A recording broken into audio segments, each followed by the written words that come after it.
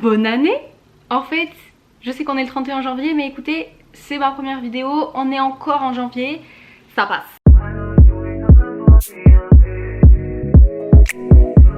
Est-ce qu'on se retrouverait pas pour mon unique vidéo annuelle, parce que c'est un peu ce qui se passe ces derniers temps, mais bon, je vous avoue, j'ai pas trop d'idées, j'ai un peu la flemme, je sais jamais trop quoi faire, donc je me cherche encore. Donc si vous voulez me voir un peu plus active, par contre je vous invite à venir sur TikTok. En ce moment, genre je suis en train de faire pas mal de trucs, on va en parler plus tard. Mais du coup je vous mets mon TikTok là et allez-y en fait. Tout d'abord, j'espère que vous allez bien, que votre famille va bien, que tout ça là, tous les blabla. Je suis pas très douée pour ça, mais big love sur vous et voilà, on enchaîne. Du coup, je vais vous parler un petit peu de où j'en suis. Donc l'an dernier, la vidéo avait pas été hyper joyeuse parce que c'était après le décès de ma maman, bref. Voilà, première chose où on peut m'applaudir, je m'applaudis en tout cas.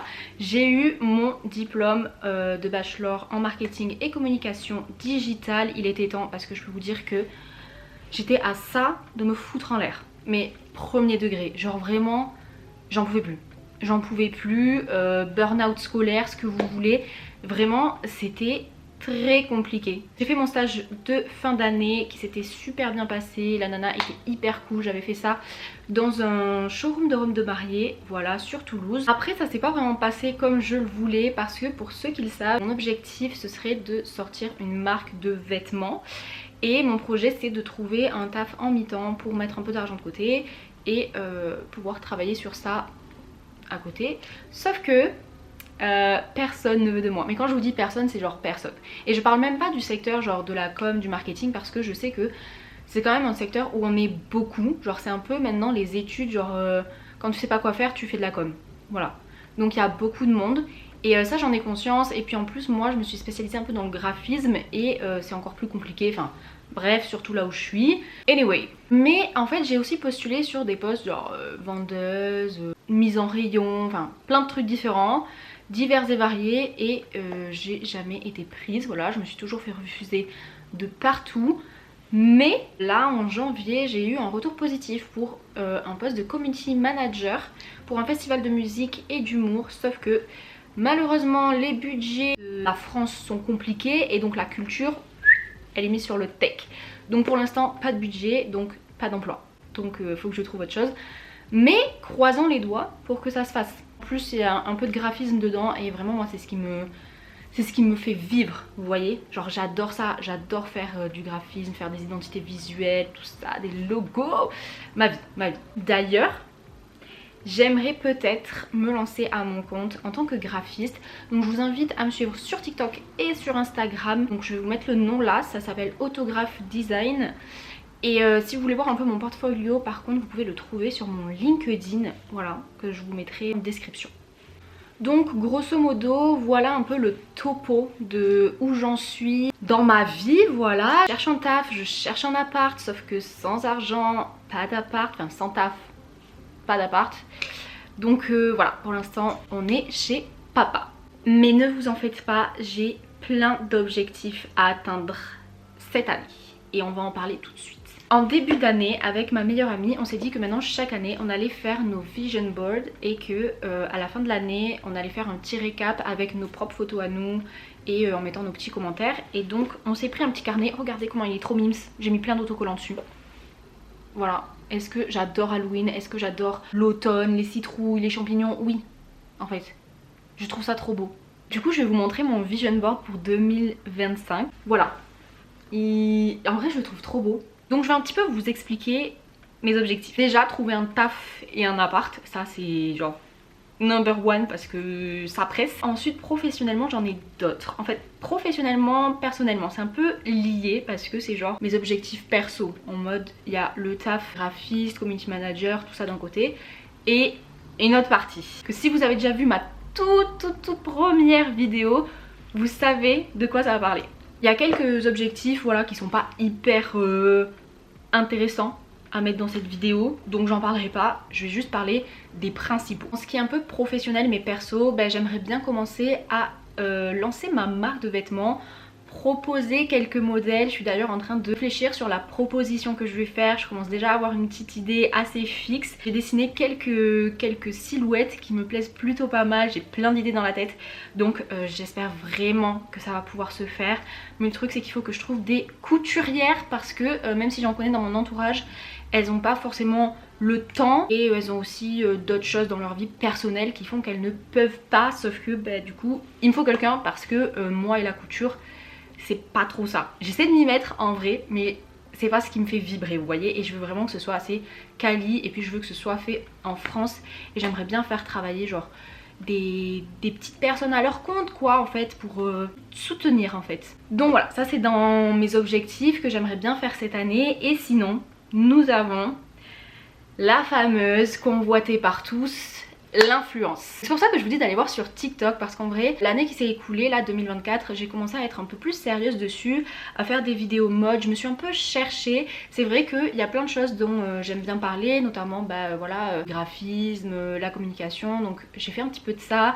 J'avais fait un truc qui était plutôt intéressant, j'ai encore les concepts de vidéo qui étaient on n'est pas tous faits pour être influenceurs, et j'abordais un petit peu des points avec ma vision, et je sais que j'avais eu de plutôt bons retours dessus, mais j'ai choisi de me focaliser en tout cas sur mes réseaux sociaux, principalement sur la mode, donc j'ai enlevé ces vidéos. Mais n'hésitez pas à me dire en commentaire si ça vous intéresse, peut-être que j'en ferai des vidéos YouTube.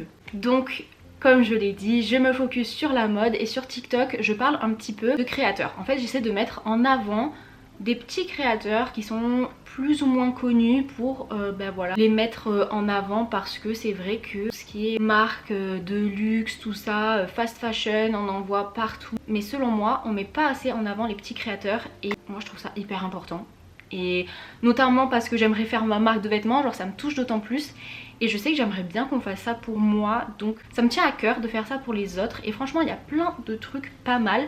J'aimerais bien aussi développer un petit peu des histoires de la mode, sur les styles, tout ça. Donc ce qui est bien c'est que plus je commence à faire des vidéos comme ça, plus je m'y intéresse, parce que derrière il faut que je fasse des recherches, puis je réfléchis aussi à comment je vais faire mon contenu. Donc en vrai genre ça me fait grave kiffer.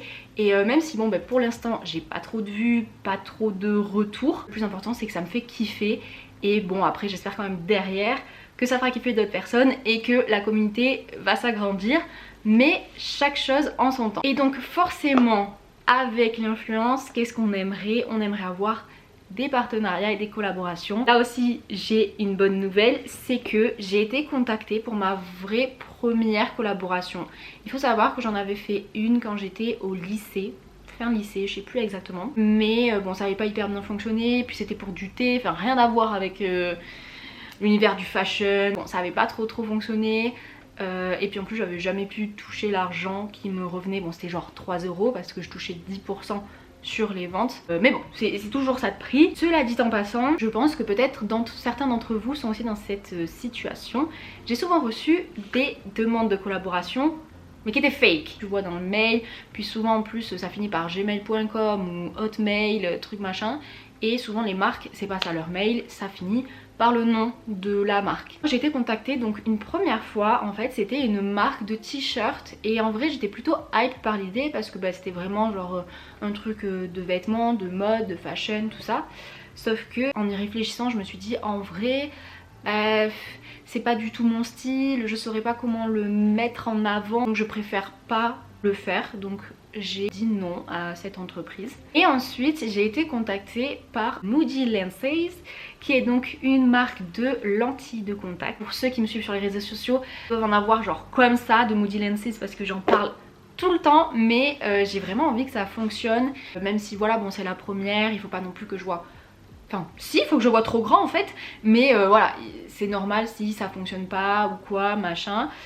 Mais j'ai vraiment envie que ça fonctionne, donc j'en parle un max. Je me dis, même si les gens achètent pas derrière, si au moins genre ils me soutiennent, que ça fait de la visibilité à la marque, c'est toujours ça de prix, et même de la visibilité pour moi finalement. Ça a été un peu un défi parce que en fait ils veulent que je fasse les vidéos en anglais, donc j'ai fait la vidéo qu'ils m'ont demandé en anglais, et c'est vrai que moi à l'oral en anglais, comme ça.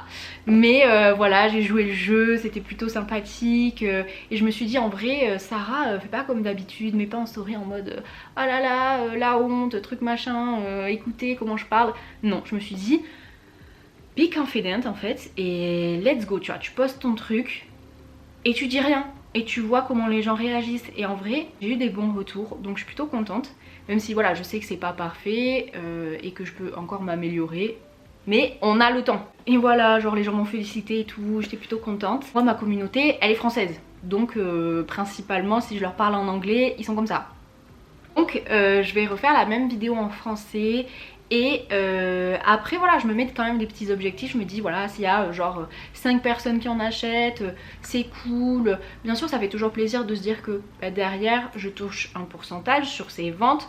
Donc ça peut me faire un petit peu de rémunération entre très gros guillemets, mais c'est aussi genre une satisfaction. Je sais pas comment vous expliquer ça, mais quand vous êtes là, vous vous donnez pour faire des vidéos, vous avez envie que ça marche, vous avez envie que genre votre passion, vous puissiez en vivre, tout ça, et de voir en fait des petites évolutions comme ça, ben ça fait plaisir en fait, ça fait plaisir. Même si derrière ça me stresse un peu, parce que c'est vrai que maintenant l'influence c'est reconnu comme un métier.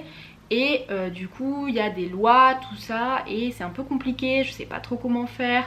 Puis il faut avoir un statut, enfin bref, j'en suis très loin pour l'instant. Mais je me le souhaite d'avoir tous ces problèmes, tous ces questionnements.